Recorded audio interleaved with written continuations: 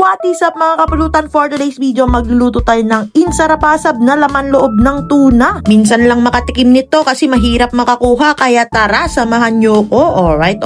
Andito tayo ngayon sa pwesto ni Tuna King by Master Arjim located sa Paringaw, Bawang, La Union dahil nagkatay siya ng giant tuna. Na-timingan natin na iniihaw nila yung laman loob niya. Hinugasan lang nila yan, sinison ng salt and pepper, then diretso ihaw na. At dahil fresh na fresh yung isda, iha-half cook lang nila yan mga kapulutan para creamy na creamy pa rin siya. Tignan nyo naman yung quality ng ating sperm at atay ng tuna. At habang inaantay maluto, tumikim muna ako ng mahjong cut sashimi ni Tuna King. Grabe, na-miss ko to. Tignan nyo naman. Mapula-pula, fresh na fresh, kaya manamis na miss to. Quality yung lasa, sa sobrang sarap, mapapasayaw ka. Alright. After mag-grill itong atay at sperm, hihiwain na ni Master yan. Parang dinakdakan lang yung itsura niya mga kapulutan. Yung paghiwa nila maninipis lang, pampulutan ba? Solid nitong sperm mga kapulutan, no? Minsan lang ako makatikim nito. Di kasi parating available. Timingan lang to sa pesto ni Tuna King. Depende lang din pag maraming dumating na giant tuna. After mahiwa mga kapulutan, titimplahan na natin yan. Naglagay tayo ng asin, sili na green and red, paminta at sibuyas na puti. Kalamansi juice for the asim kilik at konting green onions. Saka natin ikikiwar-kiwar ng may kasamang pagmamahal. Sheesh! Napaka-solid niyan mga kapulutan. Mabisang mabisa. Nilagyan pa niya ng inartom niya na suka. Grabe na yan, Master. Pag ganito yung pulutan mo, siguradong mapaparami ang tagay mo. At hindi lang pulutan, pwede mo rin tong ulamin kasi lasang dinakdakan. Napaka-creamy kasi atay at sperm yung ginamit natin dito. Manamis-namis din yung lasa kasi fresh na fresh yung tuna. Ano pang nihintay mo, pulutan ng ina mo? Tikman mo na. First bite. Napaka-solid naman talaga at napakasarap. Wala na naman akong masabi kundi alright.